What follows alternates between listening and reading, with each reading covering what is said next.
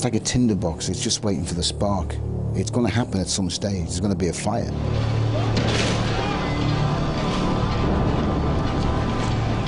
No one must condone the violence, no one must condone the disgraceful events that took place. It should not have happened. They were criminal, and they should never have occurred.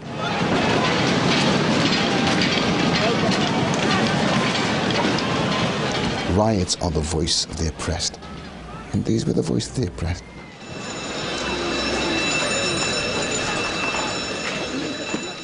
After the waves of immigrants in the 50s and 60s, there were by the early 80s well-established black and Asian communities in Britain.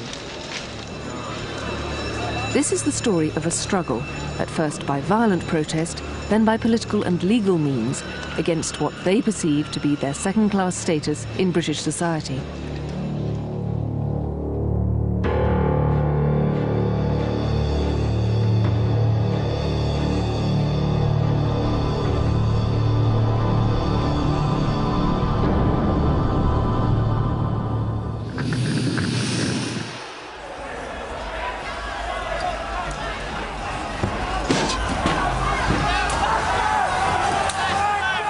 In April 1981, rioting erupted suddenly in Brixton. The rioters were mainly black youths, many with a deep sense of grievance. Their target was a predominantly white police force. It was intimidating. It was frightening. You didn't know what was going to happen next.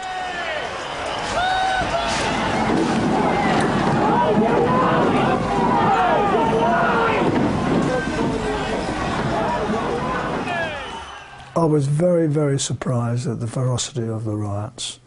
I didn't believe that that sort of thing would happen in my country. On one day of rioting alone, at least 45 members of the public and nearly 300 policemen were injured. The last thing I wanted was, after it was over, to find a police officer hanging from one of the lampposts.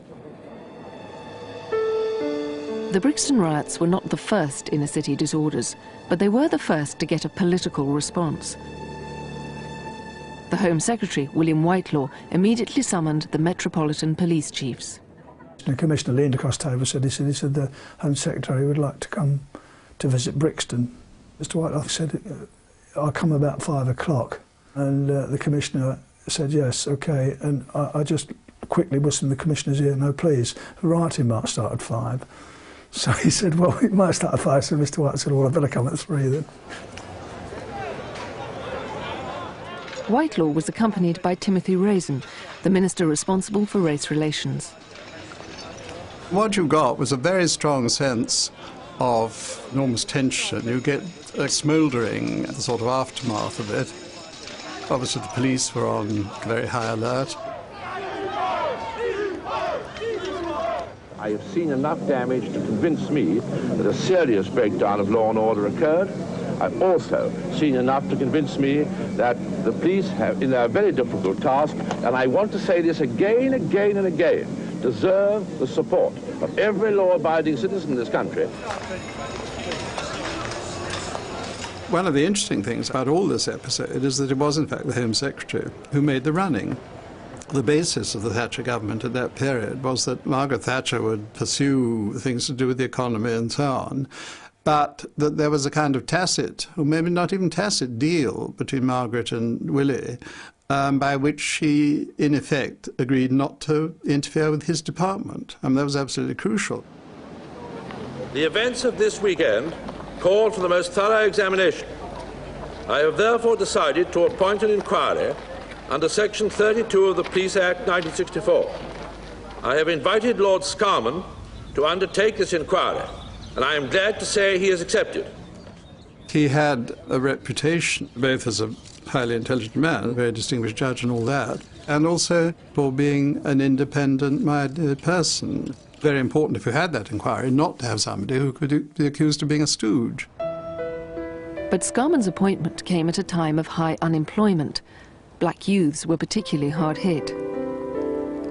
Because the opposition blamed the job losses on Thatcher's economic reforms, Scarman and his team would have to tread warily.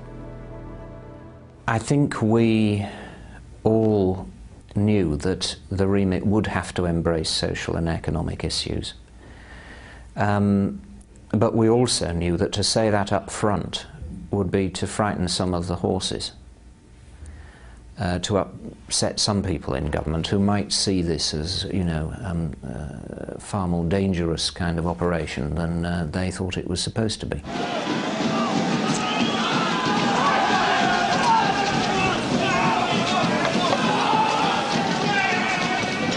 Only 3 months later, a weekend of rioting in Toxteth highlighted the fact that the government was facing a problem on a national scale.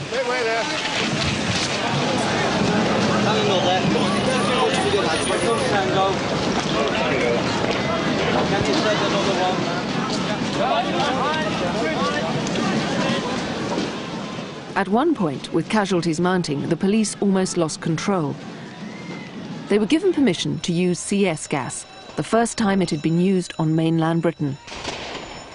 The explosion of violence hadn't been predicted, hadn't been expected, which came with quite extraordinary ferocity.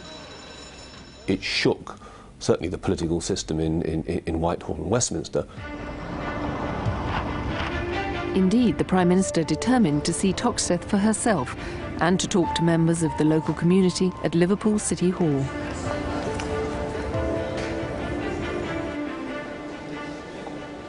I can see her now. I was sat facing Mrs. Thatcher, I'm sat facing you. I was in the middle of our team and she was in the middle of her team, so I was sat facing like that. And she was leaning forward and she was saying, nothing can justify this behaviour, nothing can justify this violence.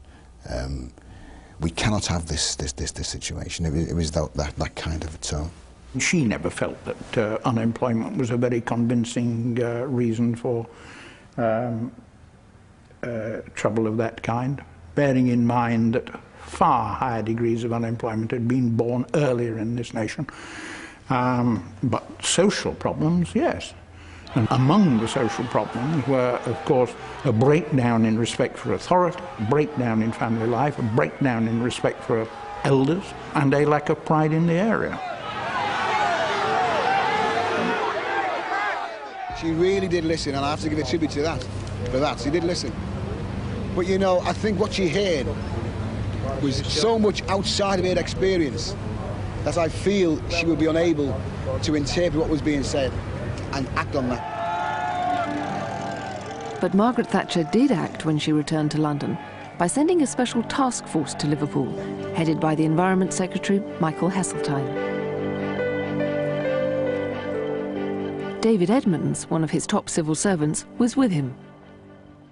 It was the days, of course, before spin doctors, but I knew Liverpool a bit, so I said, for the next part of the trip, let's walk down to the harbour.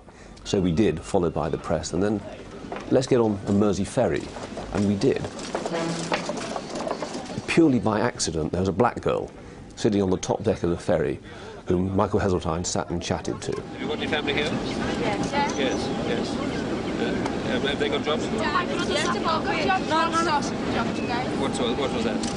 I don't know what it's doing, but it's off Mill Street. It's a job. It is a job, it's not a scheme. Yeah. The great luxury of what I've been given the opportunity to do by the Prime Minister is that I've got 2 weeks with a diary which is more or less empty, and so I've got the time to listen.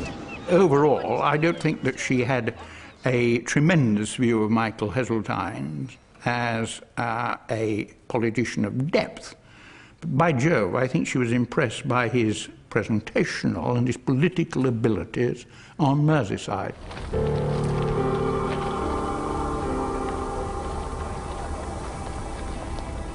When we first went to the area of the riots, there was a lot of destruction. There were still smouldering timbers. There were people who came to talk to us who had bruises, cuts, who'd clearly been involved in it. Memorable occasion when Heseltine met black youths who had clearly been involved in the rioting. They said that they were discriminated against in terms of jobs and employment. They were discriminated against in terms of housing, and they were discriminated against by the police. Michael Heseltine allowed himself to observe the situation. He allowed himself to look at what was taking place. What do you make of all this? Well, that's not good news, is it? By any standards, that's 5 years that's been like that. I think he was visibly shocked, which contrasts with the view of Margaret Thatcher that there's no deprivation here. In London, Scarman was busy conducting his own inquiry into the causes of the Brixton riots. His official terms of reference meant that his main focus had to be on police behaviour and relations with the black community. One of the prime causes of discontent was saturation policing and the use of the notorious sus law to stop anyone thought to be acting suspiciously. Much of the criticism was levelled at young police officers. The majority are they're youths, man. They're kids. They're not qualified police officers who can talk to people. They don't know how to talk to people. They're 18, 19, look what 18, 19, just come out cadet school. And they're going on come here making show the power. Big fucking big blokes like them. That's right. Must have respect, man. Of course. They don't show no respect. They don't show us no respect. How the hell are we going to show them any respect? My recollection is that the percentage of street robberies committed by black youths and men was something in the region of 80 to 90%, and the victims were mainly white. As they say, they're doing their job, yeah? But at the same time, I mean, you have to compromise in a sense where you can't harass people every day, day in, day out, because this in is black. Are they really doing that? Are they really harassing people every day, day in, day out? Every day. Everybody will back me up. Everyone will back me about that. The anger on the street spilled over into the inquiry itself. All these people at the back in the audience who were shouting at us, and it was quite intimidating. I had the impression that we were on trial, that we were the defendants, and that the rioters were the defendants, we were the defendants in this particular case. Halfway through his inquiry, Scarman had an opportunity to see for himself what was alleged to be an example of insensitive policing. Officers had wreaked havoc whilst raiding 11 houses in Brixton in a fruitless search for bomb-making equipment.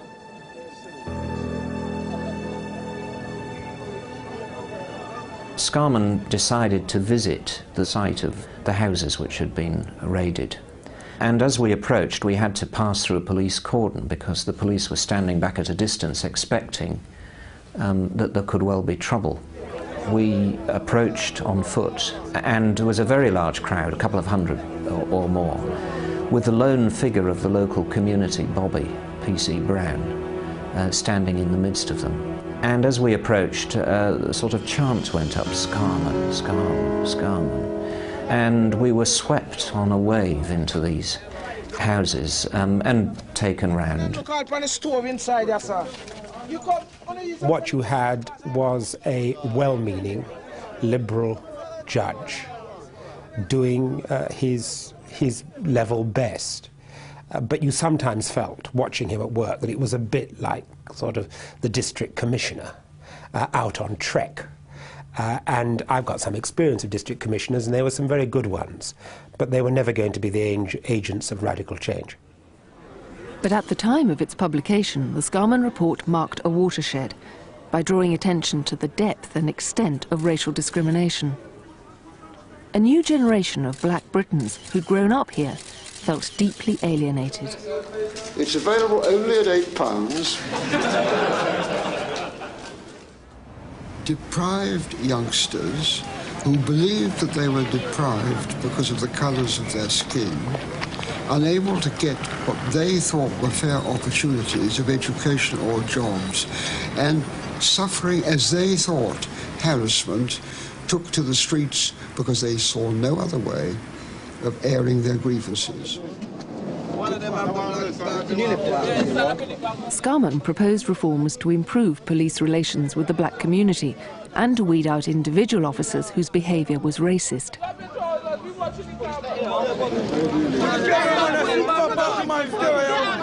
nothing to say. Okay. He also identified more general racist attitudes among the police. Scarman did say that one had to look at the informal culture of the police and of other institutions, the canteen culture, for example, which is a powerful influence on the way people behave in practice. Scarman made clear that good policing would be of no avail unless it was accompanied by measures to improve jobs, education and housing. But politically, he was realistic.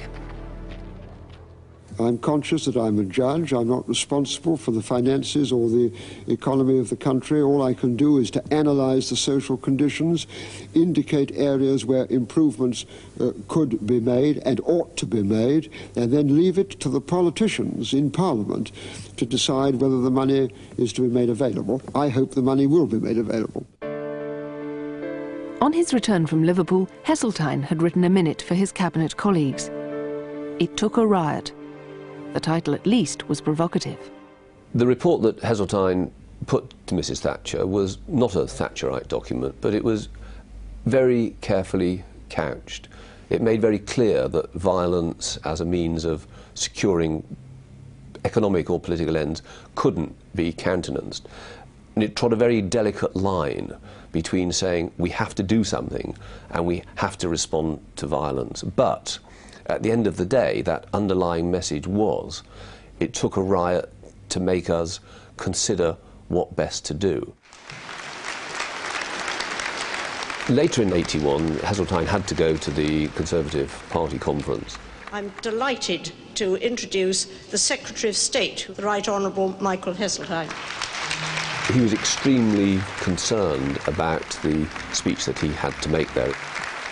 I vividly remember sitting next to his office for several days while he wrote sheaf after sheaf of paper in his totally unintelligible manuscript, trying to get the tone right. What he wanted was a tone that conveyed the real concern, that actually said that we needed to change. Self-help has a limited meaning in an inner city community where 40% of the young kids may be without work, and if you're black, it may be 60%. I know those problems. I grew up in the 30s with an unemployed father. He didn't riot. He got on his bike and looked for work, and he kept looking till he found it.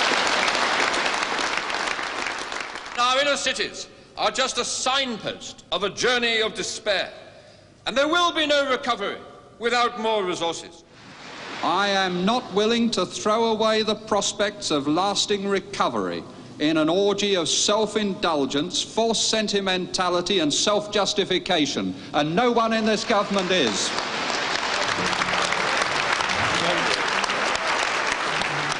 Tebbit was speaking for the government. Thatcher held firm to her economic reforms. This meant that the solutions advocated by both Heseltine and Scarman were not taken up wholeheartedly. I think it would be a mistake to think that money can solve the problems. Money can't buy either trust or racial harmony. The Thatcher government did very little in actually putting in real jobs, improving the housing, improving the quality of life for black people in Toxteth. As far as policing in London was concerned, some of Scarman's recommendations were accepted. There has been some change, certainly in the rhetoric of senior police officers, and indeed in terms of institutional change, the development of liaison committees. But in terms of what actually happens on the street, the impact of policing, particularly on the black community, remains completely unaltered. The same abuses occur, the same tensions exist, and indeed there's a growing alienation and bitterness. The Tottenham riot tonight, police say a revolver as well as a shotgun was used. London's top policeman has given notice that his men are ready to use plastic bullets and tear gas. The warning came after last night's frenzy of violence on a housing estate in North London, during which a policeman was hacked to death. The murder of PC Keith Blakelock, the only policeman to die during these inner-city disorders, remains unsolved. The horror of the violence and the fact that there were other disturbances that year led some people to fear that rioting was becoming a feature of British life. What happened after 1985 was a growing sense on the part of the police and the public that the end of the road had been reached, that unless there was some modus vivendi, some accommodation reached as between police and public in those areas, then the outcome would be one that was absolutely catastrophic. Black people in the process of taking care of business. While the inner cities were simmering, some black and Asian activists felt the way to get a fair deal was by engaging in politics, mainly Labour politics. Is not used as fathers in this society. So that when black people... But frustrated by their own lack of progress within the party, they started a campaign for separate black sections. The Labour leadership was opposed. Black sections categorise, classify and separate men and women according to their race and according to their colour. We've been accused of apartheid, right? I'll tell you what's apartheid. All white parties in multiracial constituencies, that's apartheid. And all white House of Commons, that's apartheid. We are providing... If they'd been clever and if they tried to talk to us and get into dialogue, the campaign might have dissipated much earlier. But because we met this quite extraordinary resistance, that actually strengthened the campaign, because it was just illogical. This was a party which had women's sections, youth sections, Welsh sections, and they were balking at a black section. It wasn't easy to talk to the proponents of black sections, but it was easy to notice the sort of people they were. They were professional, metropolitan, ambitious, potential members of Parliament. They were the leaders, not the led. And in my view, we didn't speak for the rank-and-file black and Asian Labour Party member as much as those of us who thought they ought to be integrated into the Labour Party did. Paul Boateng was chosen from an all-black shortlist to contest the constituency with the highest concentration of ethnic minorities in Europe. And I do hereby declare that the said Paul Boateng is duly elected to serve as Member of Parliament for the said constituency. We were fighting at that time a global battle for enfranchisement, for empowerment and enablement of black people, so that people, wherever they were regarded and judged not by the colour of their skin, but by the content of their character. That applied in Brent, it applied in Soweto. I said so. And I say this, Brent South today, Soweto tomorrow. Thank you very much, brothers and sisters. Boateng was not the only black candidate to be successful in the 1987 general election. It's a bit like starting a new school. You've got to find your desk, you've got to find a peg, you've got to find out where the cloakrooms are, and you think, gosh, will I ever make any friends? Good morning, my name's Diana and I'm a new member. Yes, I know. If you'd like to go through the swing doors, I'll look after you through them. Thank you very much. My mother was still alive and she came to the house to hear my maiden speech. And you know, a lot of older black people in particular were very touching about it, because they've said to me, you know, when we see you on the television we feel, do you know what I mean? They felt that the years of doing the menial jobs and the years of taking all sorts of slights, it was somehow vindicated. So you felt you'd done it for them. You think, I felt in a way I'd done it for that post-war generation. Oh yeah. It's through this way now. Let's see, Paul. All right? I'll go big. Yeah. Where are we going this from? I don't know. I thought it was your suggestion. No. Altogether, 1 Asian and 3 black Labour MPs were elected that year. A first step towards healing the political alienation felt by the racial minorities.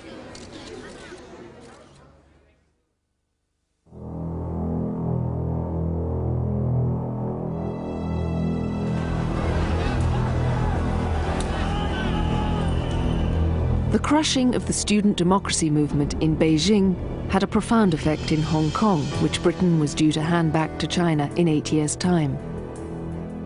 Watching the events unfold live on giant monitors, the Hong Kong Chinese began to think of escape.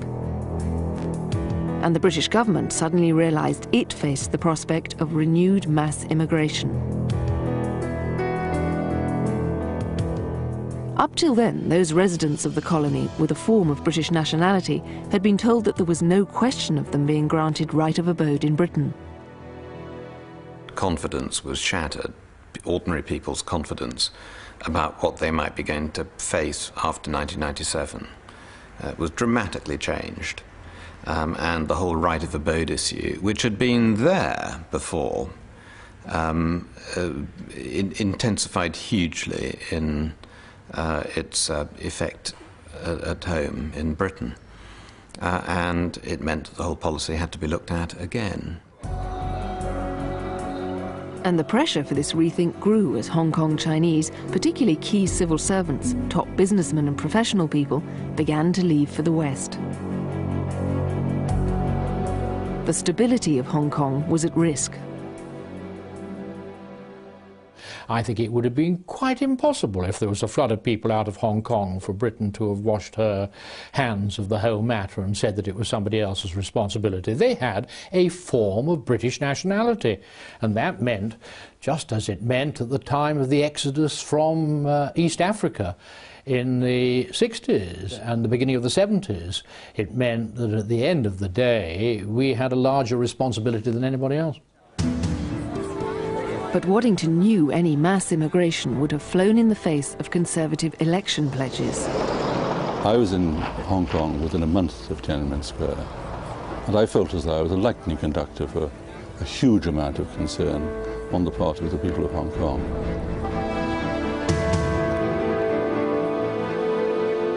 And indeed, Sir Geoffrey is himself having something of a difficult time putting over the British government's position. There is simply no way that a British government could grant to several million people the right to come and live in Britain. It dismays me that some have suggested that this is a matter of race. It's nothing of the sort. It's a practical problem on an enormous scale. This bullshit speech is insulting the intelligence of Hong Kong Chinese. We protest and we walk out. They were quietly escorted from the room, and the rest of the crowd looked rather embarrassed, and we carried on. And I said, when I got back to the House of Commons at the beginning of July, that we would look at any approach to that that might help to reassure the people of Hong Kong, but without giving any kind of commitment. The issue was, how do you find a way of giving key people enough confidence that they were safe to stay in Hong Kong, that they would actually stay there through the changeover. And the best way of giving them that confidence to stay there is enabling them to leave, giving them a right of abode somewhere else. The issue was thrashed out at a Cabinet subcommittee meeting in December. Now, my line was, that's all very well, but first of all, we've got to decide on numbers. What is the total number of passports we're talking about? And it was all about, you know, thin ends of wedges and opening the floodgates. The Home Office was naturally anxious that nothing that we did would be taken by the public as a weakening in our determination to maintain firm but fair immigration control. Heated? Yeah, fairly heated. It was wonderful, actually. I mean, I came out on a real high because I'd won the argument, basically, and I knew that that if we hadn't been as committed to it, Douglas and I, and really wanted to, and really put a lot of our own credibility behind it, we wouldn't have won the argument. And we did. Contribution to our society. Is it because some of them work successfully? A week later, Maud and his boss Douglas Hurd, now representing a united government, had to convince their own backbenchers. The plan was to grant the right of abode to 225,000 Chinese. Could my right honourable friends say whether the pledge that we have given for the last 4 general elections, that there would be no further large-scale immigration, still stands or not? This is the last main chapter in the story of this country's empire. I am rather keen, and I'm sure he is rather keen, that that last chapter should not end in a shabby way.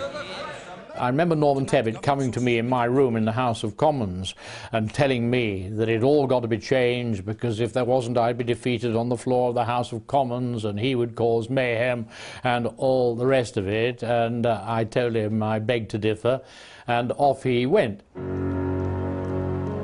The bill was passed, but only 2/3 of the 225,000 Hong Kong Chinese who now had the right to move to Britain actually registered their option to do so.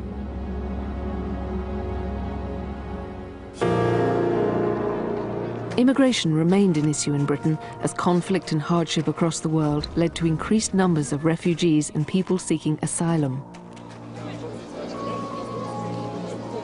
The numbers reaching the UK grew dramatically, from 6,000 a year in the late 80s to 55,000 in the mid-90s.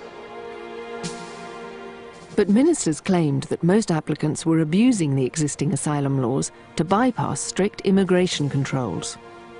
We have a real problem in this country. We are seen as a very attractive destination because of the ease with which people can gain access to jobs and to benefits. And while, for instance, the number of asylum seekers for the rest of Europe are falling, the number in this country are increasing. Only a tiny proportion of them are genuine refugees. Genuine political refugees are few. The trouble is, our system almost invites people to claim asylum, to gain British benefits. That can't be right, and I'm going to stop it.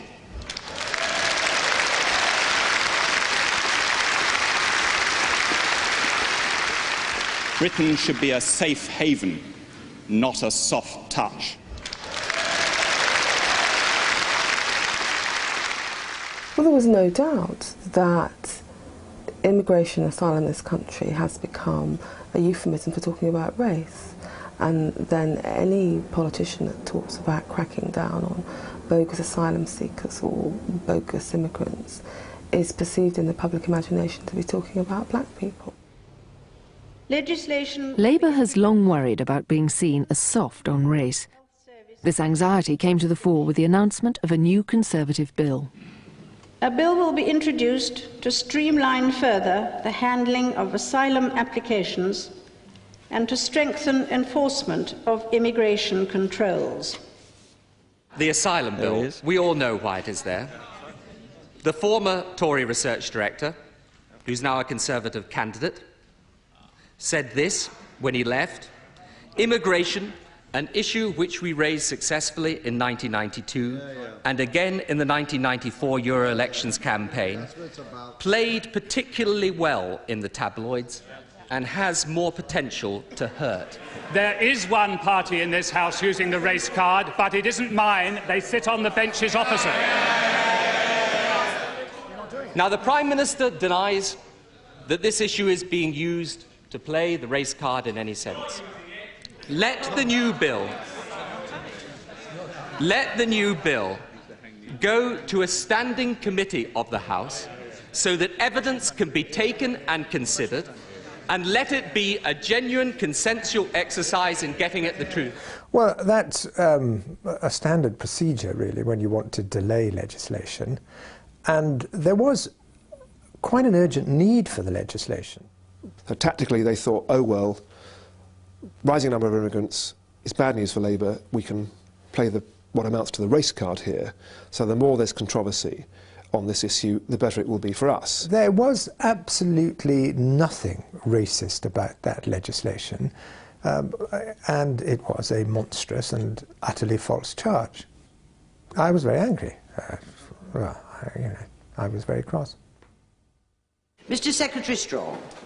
Although it scrapped Howard's asylum law when it got into office, Labour did introduce a new and equally firm bill of its own. Unsatisfactory.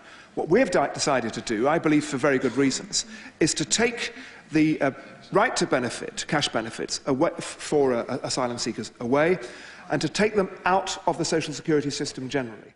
Both parties, when in power, have pursued quite punitive regimes towards immigrants and asylum seekers, and as time has gone on, it has got worse. I mean, Hugh Gaitskell would be shocked to imagine a Labour government will be putting forward immigration and nationality legislation of the character that we're currently putting forward. But that's how much things have deteriorated since the 60s. By introducing its own asylum bill, Labour has once again highlighted the cross-party view that strict immigration controls are in the interests of good race relations. There is a general consensus in this country that large-scale immigration would not be conducive to good race relations here and shouldn't be allowed.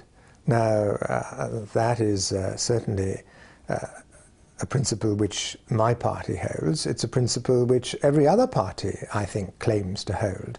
So I don't think there's any difference there.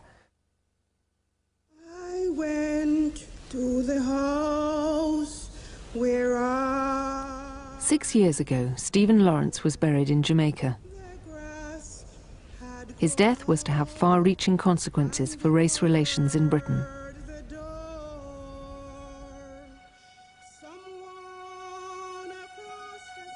At the time, few people would have predicted that an apparently ordinary black couple could successfully challenge the police and the government.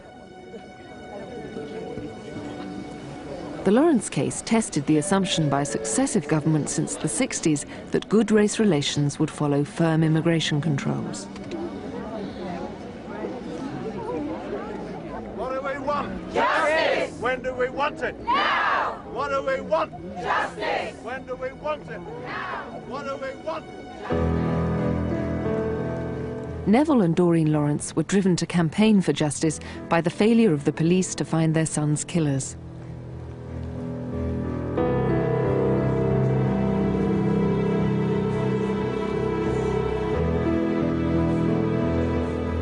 Their frustration led them to risk a private prosecution. It failed, and they were left wondering where they could turn next. I had always kept in close touch with the Lawrence case because one of their strongest supporters locally was also a family friend of mine. And when their private prosecution collapsed, she was talking to me, she was saying, well, we really don't know where to go from here. And I suggested that they should come and talk to Jack, who at that time was Shadow Home Secretary. I told him about how I was feeling and what had happened around Stephen and the fact that, you know, we've been denied justice and we have not been told the truth of exactly what happened. And I believe the only way to get to the truth is to have an inquiry. Well, I listened to what they said. It was in some respects rather similar to many other meetings that I was holding before the election, which were on the basis of what if.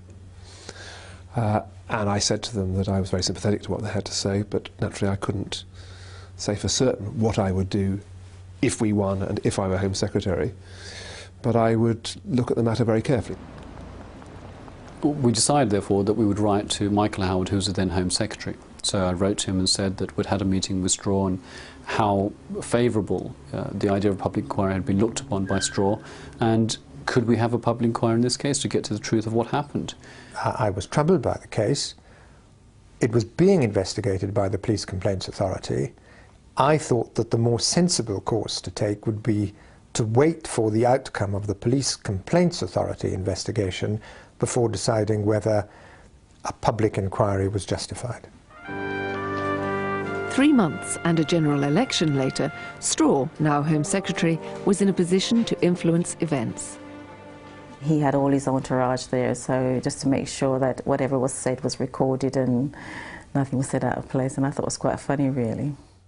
Well, we were looking at what kind of inquiry was appropriate, and it's always easy with hindsight to say, well, this was the kind of inquiry that was appropriate. At first, it seemed as if they just wanted to have something similar to what Scarman had done in Brixton, and so to be what we could do for the black community. And I told them that's not what I want, because I would never get to the truth that way. Jack, I know, because I spoke to him afterwards, was very impressed by Doreen, very impressed, and she changed his mind. He went into the meeting with her, the meeting after he became Home Secretary, with his mind more or less set against a legal inquiry, and he came out willing to concede one. That, I think, was possibly Doreen's finest hour. Sir William Macpherson of Cluny was called out of retirement to preside over the inquiry. It opened on the 16th of March 1998, but within a matter of hours it was adjourned. A newspaper article the previous day had implied that Macpherson's past record showed insensitivity on issues of race. Alarmed, the Lawrences went to see Straw. They demanded that he sack Macpherson. I've said, you know, we don't want him. We don't want that judge. He had the qualifications and he was available. So that was why he was chosen. We looked at a number of possibilities. He seemed to be the most appropriate appointment, and he was willing to do it, which was really rather important. The inquiry resumed under Macpherson, but the Lawrence team believed their intervention had strengthened their hand. In a sense, what we were saying to the world, to Sir William Macpherson and his advisors, was, look, we've put down our marker, we've set out our concerns. If, at the end of the day, a report comes out which doesn't look into matters in the way that we hope, which is obvious in this case, then we've set our marker, and we can then complain. If he means by that that the result of the week's adjournment and what happened during that week was that I leant over backwards in favour of the Lawrences and against the police, then I would resent that suggestion, because I do not believe it was true, not one iota of truth in that. Although the inquiry was not about finding Stephen's killers, Macpherson believed that the 5 suspects should give some account of themselves. They were arrogant, and is that they can do whatever they like and they can get away with it because they've got away with it. And so they just didn't care. And watching them, and they had this like a smirk on their face and said, like, you know, you can't touch us. The suspects supplied virtually no new information to the inquiry.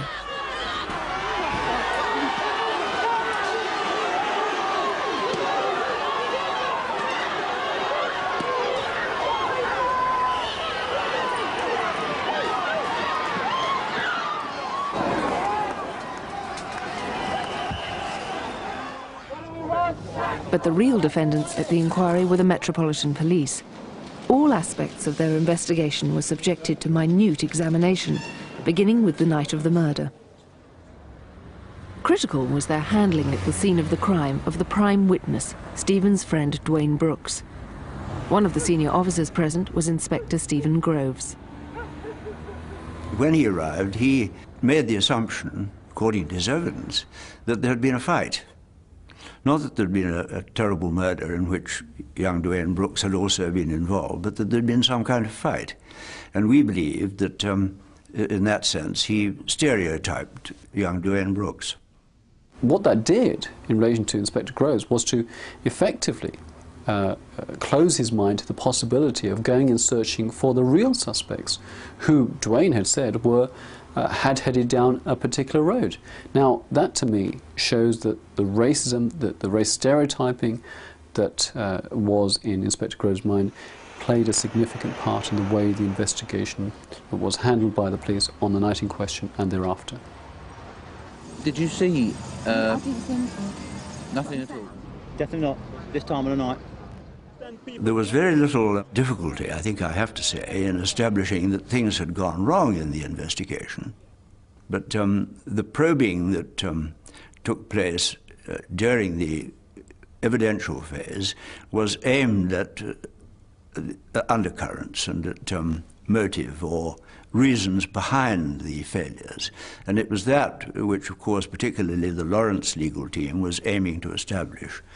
And we did detect, quite early on in the evidence of some of the police officers, what we believed to be institutional racism. Macpherson has said you've got to look at the totality of the way in which an institution works and see whether the effect, not the intention, but the effect of what it's doing is in some way discriminatory. And I think that has taken the definition further. Is a much more, it's a much more difficult concept to both to demonstrate and to grapple with. But grapple with it we clearly must. It was a moment that I never thought would ever happen. Madam Speaker, with permission, I should like to make a statement about the report of the inquiry into the death of Stephen Lawrence. The fact that we as black people has managed to have caused such a change, it was quite something. There is no doubt that there were fundamental errors. The investigation was marred by a combination of professional incompetence, by institutional racism, and by a failure of leadership by senior officers. And to be invited there to see it happen, that was quite something. The report says that institutional... This was the first and only time I have been aware of the whole House being aware of who was present in the public gallery. There was an enormous sense of occasion, of the importance of what we were doing. So I want this report to serve as a watershed in our attitudes to racism. I want it to act as a catalyst for permanent and irrevocable change, not just across our public services, but across the whole of our society. A key recommendation in Macpherson's report is the extension of race relations legislation. Previous acts, all introduced by Labour Home Secretaries, have exempted law enforcement by the police. We simply felt that fairness and justice required everybody to be subject to the same law, and that therefore there was no reason in these days for the police to be excluded from the full rigours of the Race Relations Act. But I think it's very important, and we're going to do it as quickly as possible. I mean, it won't just apply to the police service, by the way, it'll apply to all central public services, including the immigration service and the prison service. How quickly is quick? Well, it's as soon as we can get legislation, but watch this space and watch the Queen's speech.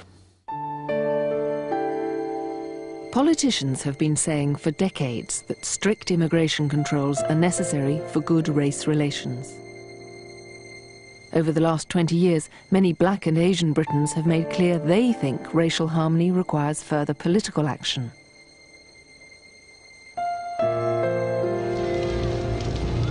It took a riot to give public recognition to racial disadvantage in Britain. Nearly 2 decades on, it took a murder inquiry for institutional racism to be placed centre stage. I believe that inquiry had opened the eyes of a lot of people, and for the first time, people who before who said, well, it's nothing to do with me, I'm not racist. They begin to question themselves. Don't forget, when we began this journey, there was a real question mark as to whether or not Britain was ever going to be a multiracial, multicultural society. You still, in the old days, got the impression that some people felt, well, it was all a bad dream and one day they'd wake up and all the black folk would be gone. Repatriation was on the agenda. That's no longer the case. We are a multiracial society. The question now is the extent to which we make a success of it.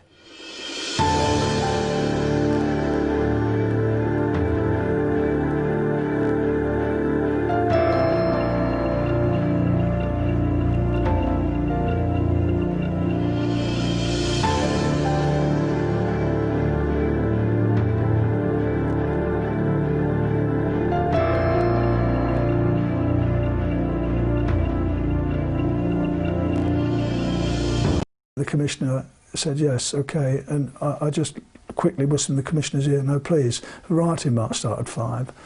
So he said, well, it might start at 5, so Mr White said, well, I better come at 3 then. Whitelaw was accompanied by Timothy Raisin, the Minister responsible for race relations.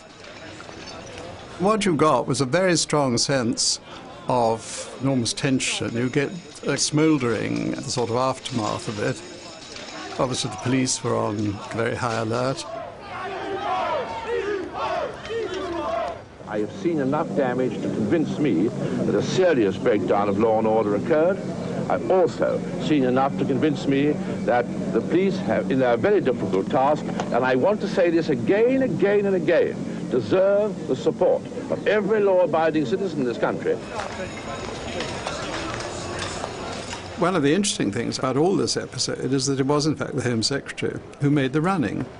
The basis of the Thatcher government at that period was that Margaret Thatcher would pursue things to do with the economy and so on, but that there was a kind of tacit, or maybe not even tacit, deal between Margaret and Willie, by which she, in effect, agreed not to interfere with his department. That was absolutely crucial. The events of this weekend called for the most thorough examination. I have therefore decided to appoint an inquiry under Section 32 of the Police Act 1964. I have invited Lord Scarman to undertake this inquiry, and I am glad to say he has accepted. He had a reputation, both as a highly intelligent man, a very distinguished judge and all that, and also for being an independent-minded person. Very important, if you had that inquiry, not to have somebody who could be accused of being a stooge. Means against what they perceive to be their second-class status in British society.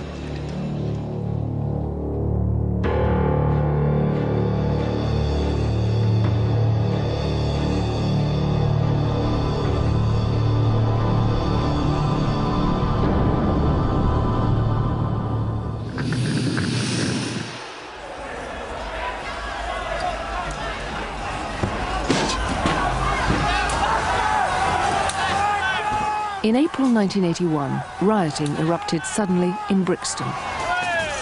The rioters were mainly black youths, many with a deep sense of grievance. Their target was a predominantly white police force. It was intimidating. It was frightening. You didn't know what was going to happen next.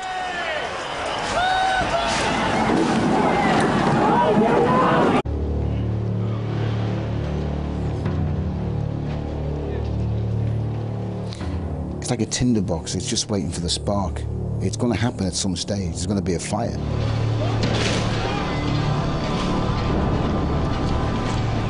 No one must condone the violence, no one must condone the disgraceful events that took place.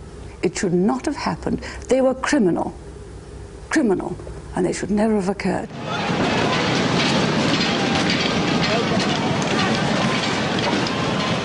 Riots are the voice of the oppressed. And these were the voice of the oppressed.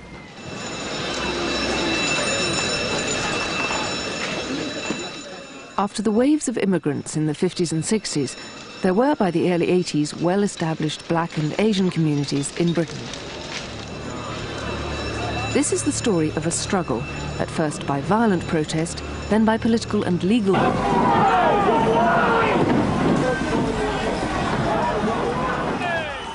I was very, very surprised at the ferocity of the riots.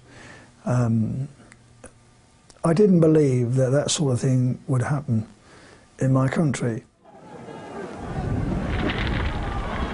On one day of rioting alone, at least 45 members of the public and nearly 300 policemen were injured. The last thing I wanted was, after it was over, to find a police officer hanging from one of the lampposts. The Brixton riots were not the first inner city disorders, but they were the first to get a political response. The Home Secretary, William Whitelaw, immediately summoned the Metropolitan Police Chiefs. The Commissioner leaned across the table and said the Home Secretary would like to come to visit Brixton. Mr. Whitelaw said, I'll come about 5 o'clock. And